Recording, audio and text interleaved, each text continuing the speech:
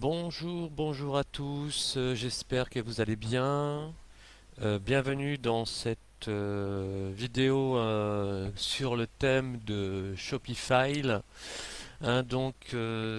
Aujourd'hui nous allons voir comment créer et gérer en fait des liens de menu via en fait votre partie administration. Globalement, si d'ailleurs merci au commerce féline de m'autoriser à utiliser son compte pour réaliser justement ces vidéos.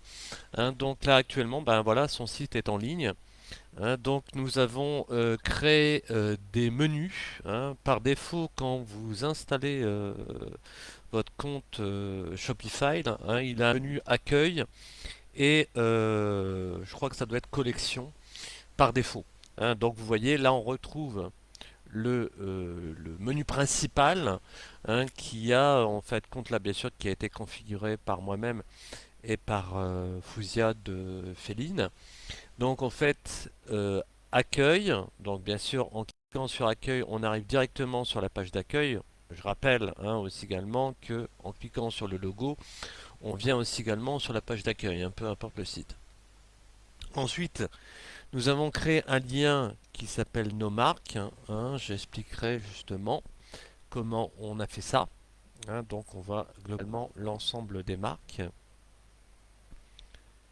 Ensuite, j'ai créé aussi également un menu accessoire avec des liens de menu imbriqués. Par exemple pour sac à main et bijoux.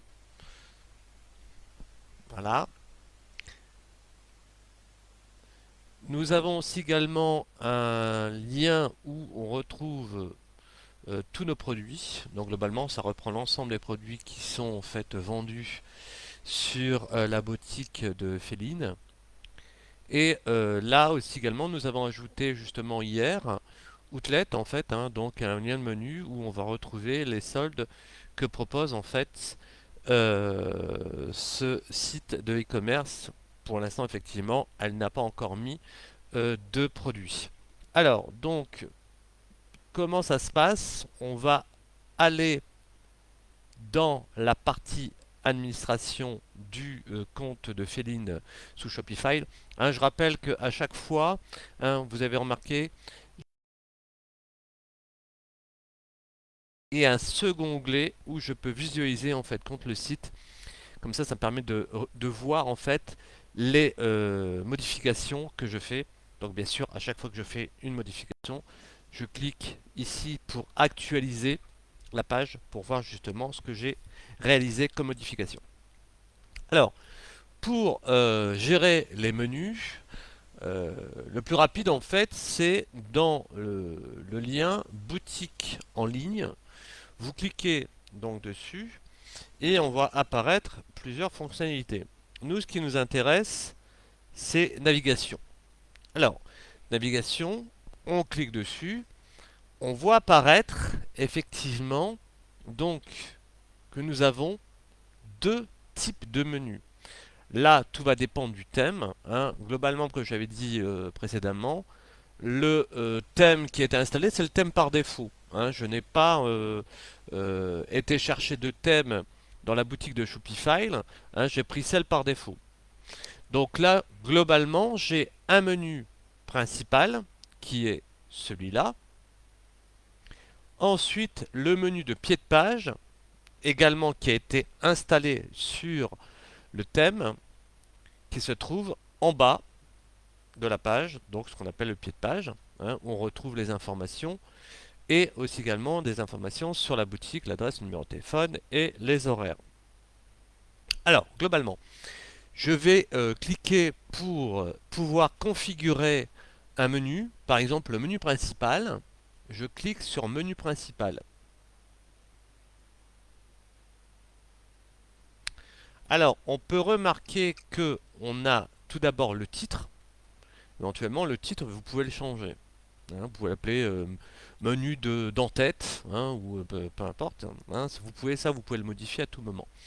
Alors, on voit apparaître en fait effectivement les menus que j'ai créés. Nous avons aussi également, juste à côté d'accueil, on a une sorte de petit picto. Alors, ce picto vous permet en fait d'organiser vos liens de menu. C'est-à-dire, par exemple, vous vous dites, bah, tout compte fait, Outlet, je voudrais qu'il soit avant tous nos produits. Il suffit simplement de cliquer dessus et de le glisser. Et vous avez en fait modifié l'ordre de vos liens de menu.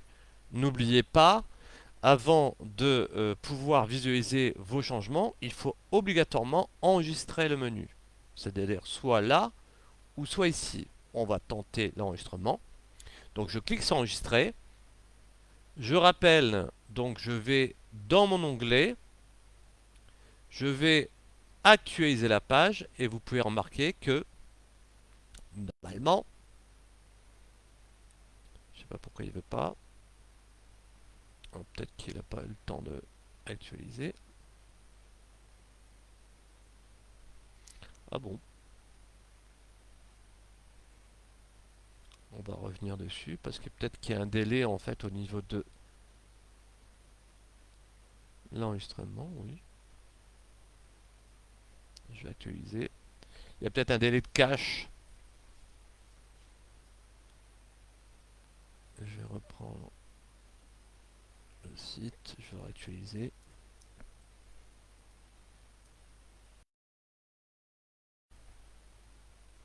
Ça.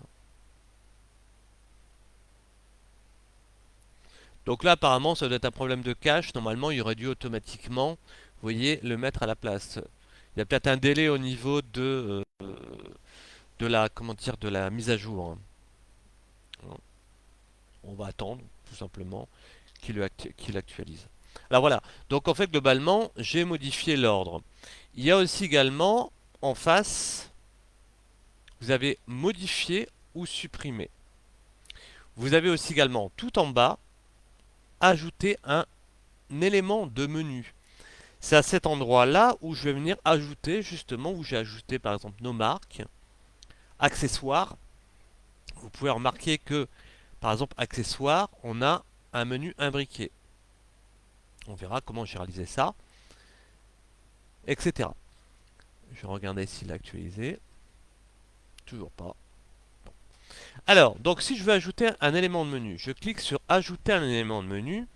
Donc là, je vais pouvoir venir mettre un nom à mon lien de menu. Hein, par exemple, je vais mettre robe. Là maintenant, il me dit en dessous quel est le lien que je veux mettre quand je vais cliquer sur robe. Alors regardons. Si je clique dessus, il me donne une liste.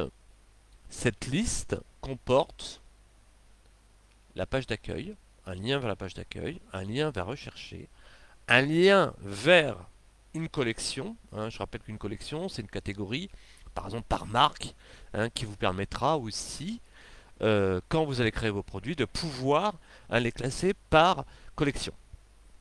Ou un produit, ou une page. Alors une page, c'est pas un produit. Hein. Une page, ça peut être aussi également, par exemple, des informations de votre commerce.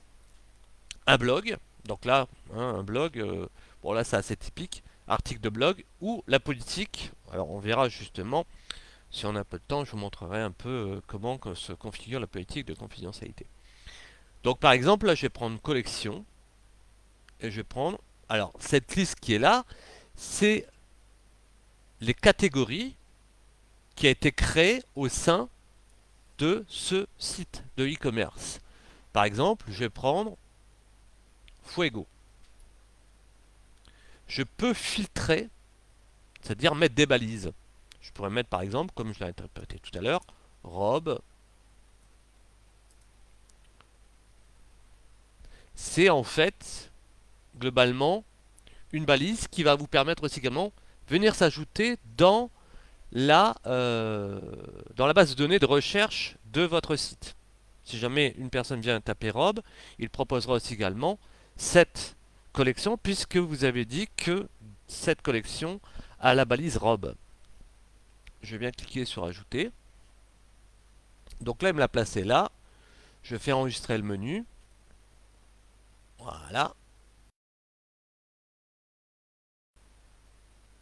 Voilà. Donc vous avez vu, tout à l'heure, en fait, on avait bougé Outlet. Donc effectivement, il y a un certain temps pour qu'il puisse actualiser, hein.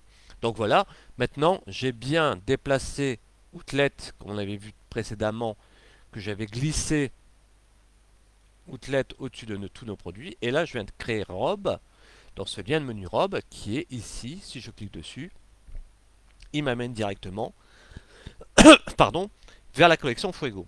Effectivement, actuellement, il n'y a pas de produit. Alors,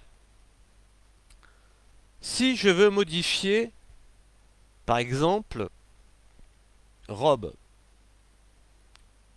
je clique sur modifier et je peux venir, en fait, compte, lui dire, bah, tout compte fait, je me suis trompé, ce n'est pas ce lien-là, je viens supprimer en cliquant sur la croix et je vois apparaître à nouveau le formulaire qui va vous permettre de choisir. Par exemple, là on va mettre un produit. Et là, il me propose par contre l'ensemble de tous les produits qui sont en fait compte dans mon site. Par exemple, je vais prendre celle-ci. Et je fais appliquer les modifications. N'oubliez pas d'enregistrer le menu. Et ensuite, si je vais sur la page d'accueil pour actualiser, si je clique sur robe, il m'amène directement sur le produit que j'ai justement demandé en lien. Voilà. Donc globalement, vous voyez, c'est assez simple à réaliser. Donc après, on peut le modifier, on peut le bouger comme j'avais dit. Pour supprimer un lien de menu, bah, tout simplement en cliquant sur supprimer. Il vous demande, souhaitez-vous vous vraiment retirer l'élément de menu robe. Retirer. N'oubliez pas à chaque moment d'enregistrer, hein, le menu pour appliquer vos modifications.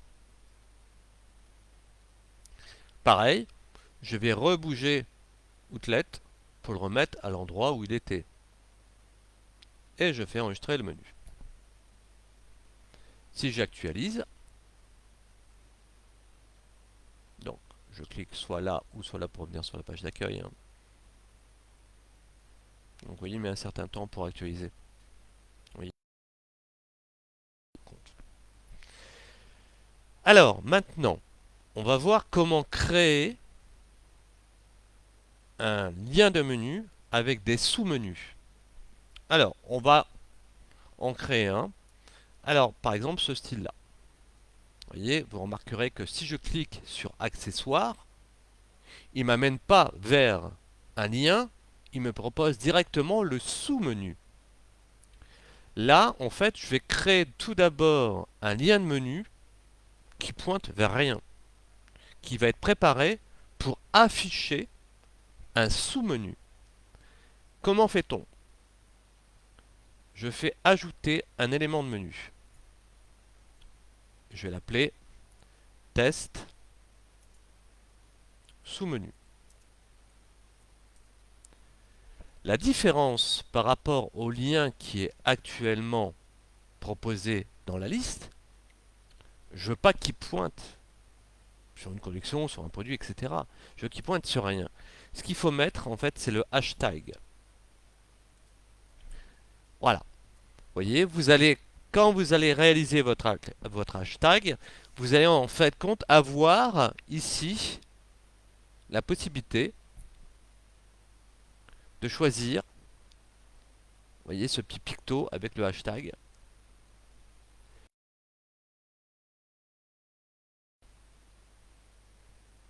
Voilà. Alors si je fais enregistrer le menu, si je fais actualiser, voilà. Si je clique sur test sous-menu, en fait, il n'y a rien. Il m'amène vers rien du tout. D'accord? Il attend que justement que je viens lui imbriquer des sous-menus. Alors maintenant, je vais venir créer, ajouter un nouvel élément de menu. Je vais l'appeler par exemple jupe. Et je vais venir encore une fois cliquer pour aller chercher un produit par exemple. Et je vais prendre une jupe. Et je clique venir sur, je viens cliquer pardon, sur ajouter. Voilà. Donc, effectivement, jupe, si je fais enregistrer, on le retrouve à côté. Moi, je veux qu'il vienne en sous-menu. Alors, globalement, comment fait-on? Je viens le prendre, comme on a fait tout à l'heure pour déplacer, vous voyez, sur ce petit picto, et je glisse en dessous, vous voyez, de test sous-menu. Vous voyez, il est imbriqué, en fait, sous test sous-menu. Et je viens enregistrer le menu. Si je fais actualiser la page, on voit maintenant que j'ai bien une petite flèche ici qui me propose en fait un sous-menu jupe. Et ça, en fait, globalement, vous pouvez venir en créer autant que vous voulez. Vous voyez? Là, ici, on a ajouté un élément de menu. Maintenant, il sait que nous avons un menu imbriqué. Il vous propose ajouter un élément de menu à test sous-menu. Vous voyez? Si je vais faire, par exemple, robe. Voilà, un produit. J'ajoute un produit. Voilà, je fais ajouter. Automatiquement, il a imbriqué en fait à la suite. Regardez. Je vais revenir sur la page d'accueil. Maintenant, j'ai bien mes deux sous-menus, comme en fait j'avais créé.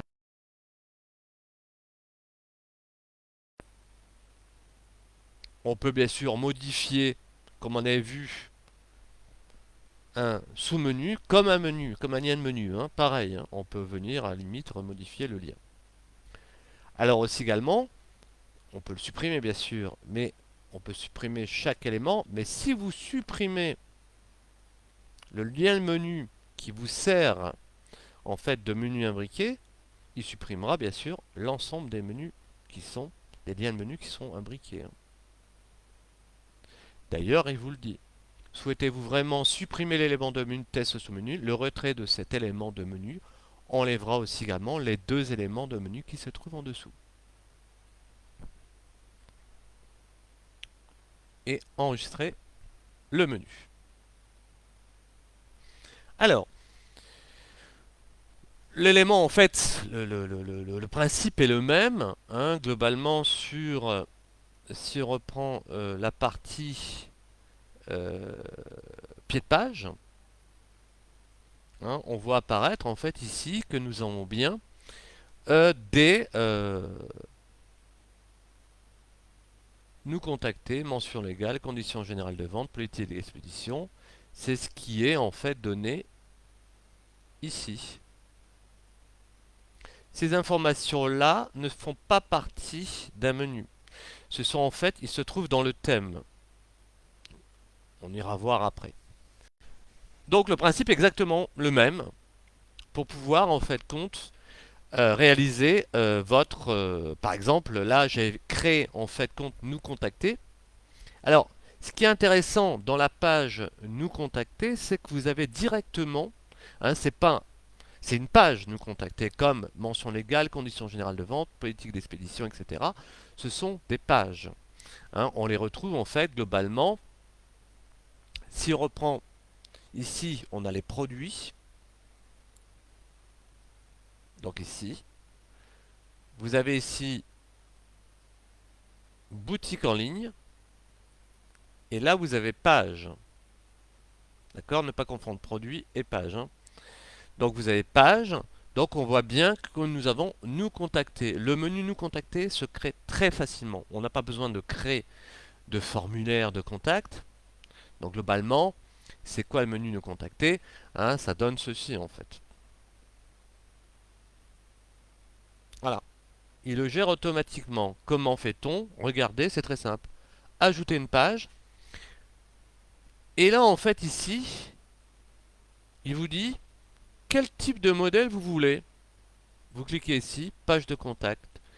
Et automatiquement, alors bien sûr, vous allez lui donner un titre, nous contacter, et vous enregistrez, et automatiquement, il va vous créer une page de ce type-là. Et bien sûr, lorsque j'ai créé cette page, dans ma partie navigation, c'est-à-dire pour le menu de pied de page, nous contacter, regardez, j'ai fait quoi? J'ai été chercher en fait compte ma page, je vais le refaire devant vous, regardez, j'ai créé un article nous contacter et j'ai été cliquer sur page et il m'a proposé nous contacter.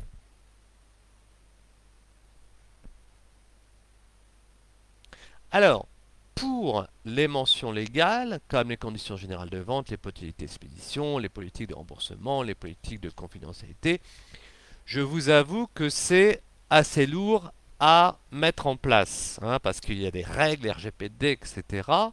Hein. Alors, je vous montrerai justement hein, comment réaliser en fait compte justement ces mentions hein, qui sont obligatoires. Alors par exemple pour mention légale, j'ai cliqué sur modifier et automatiquement il vous propose en fait légal notice. Regardez dans quoi j'ai trouvé ça, dans politique en fait automatiquement il a créé en fait compte une catégorie politique et dedans on voit apparaître l'ensemble des éléments qui permettent en fait compte de venir informer votre client sur la politique de votre site. Alors, donc là je vais annuler. Vous allez me dire, bah oui, mais comment fait-on justement ces mentions légales, ces conditions générales de vente?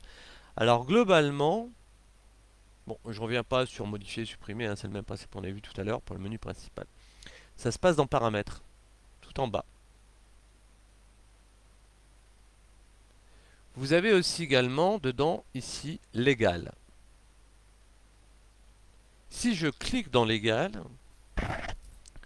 voilà, en fait, on retrouve des zones, politique de remboursement que j'ai rempli, politique de confidentialité que j'ai rempli, conditions d'utilisation que j'ai rempli, politique d'expédition que j'ai rempli, des conditions de vente que j'ai rempli et les mentions légales que j'ai remplies. Alors globalement, et ensuite après j'étais chercher les liens comme on a vu précédemment tout à l'heure sur hein, la catégorie politique. Alors, pour info, pour créer justement ces éléments-là, Shopify vous aide. Hein. Regardons un peu, si je prends par exemple Google, je vais vous montrer. Si vous faites mention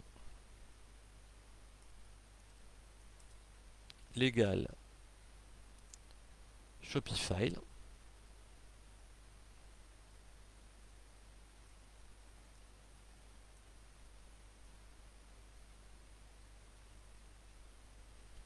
en fait, il va vous aider. Il y a normalement un lien. Modèle de conditions générales de vente. Vous cliquez dessus. Voilà. Et vous allez venir. Alors vous dites, je vais ignorer pour l'instant l'essai de Shopify, hein, puisque bon, de toute façon, forcément, on l'a déjà créé. Et en fait, dans votre... il vous demande de rentrer les informations. Vous rentrez le nom d'entreprise, l'adresse email, parce que c'est à cet endroit-là qu'il va vous envoyer le modèle, l'adresse, le code postal, la ville, le pays et l'état. Et vous rentrez en fait l'adresse de votre site web. Et ensuite, vous cliquez sur recevoir mes conditions générales de vente et d'utilisation. Et dedans, vous allez pouvoir, vous allez recevoir effectivement un modèle. Alors, effectivement, c'est déjà un très bon support.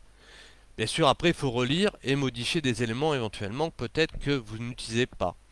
Et ceci, vous pouvez le faire aussi également avec la politique de confidentialité et la politique de remboursement. Moi, pour le site de Féline Prêt-à-Porter, moi et Fouzia, nous avons en fait travaillé avec cette aide en fait de Shopify sur les modèles qu'ils proposent. Et ensuite, j'ai simplement en fait venu copier les éléments. Voilà. Alors, bon, je sais bien que ça fait beaucoup, hein, mais bon, globalement, vous pouvez aussi également vous refaire la vidéo en replay, hein. Alors, aussi une question qui m'avait été posée, hein, par exemple pour Féline, vous remarquerez que quand vous créez un compte Shopify, vous avez un nom de domaine, un peu comme n'importe quel type de site web. Là, le site web se nomme féline-prêt-à-porter.myshopify.com. L'adresse est quand même assez lourde, hein, donc globalement, on peut euh, en fait rediriger avec un nom de domaine. C'est-à-dire vous créez un nom de domaine et vous redirigez vers ce site. Alors globalement, Shopify vous propose en fait justement des domaines. Vous voyez. Alors là, il vous dit qu'actuellement, le nom de domaine, bien, c'est bien Féline prêt-à-porter myshopify.com. On peut acheter un nom de domaine. Alors, par exemple, si je fais Féline-shop.fr, voilà, il va me dire. Là, effectivement, le domaine est indisponible parce qu'on l'a acheté. On l'a acheté. Féline, Madame Fouzia l'a acheté hier. Bon, je vais faire simplement Féline Shop, par exemple. Vous voyez, donc le prix, en fait, est relativement élevé. Vous voyez, 17 dollars. Donc, j'en prends un autre, par exemple, Féline. Je vais faire shopping, c'est plus simple. Voilà. Donc, bien sûr, moi, je vous conseille .fr, hein. Vous voyez, donc on reste quand même sur 21 dollars. Vous voyez. Donc, globalement, moi, je vous conseille, si jamais vous voulez faire une redirection, hein, sur votre site, c'est de passer par OVH. C'est-à-dire, j'ai tapé OVH sur Google, nom de domaine. Et je vais aller, en fait, ici, saisir, cliquer, pardon, sur ovh.com, nom de domaine, OVH Cloud. Et là, vous allez voir si le domaine que vous voulez est disponible. Vous voyez, par exemple, bon, je vais pas taper féline-shop.fr puisqu'on l'a, il va me dire qu'il ne sera pas disponible. Féline-shopping, par exemple. Voilà. Si je fais par exemple .fr. Hop là. Alors vous allez voir la différence de prix. Voilà. 4,99 € par an. D'accord. Donc globalement, comment fait-on? Alors effectivement, vous allez devoir créer un compte avec OVH. C'est relativement simple, hein, c'est un formulaire à remplir.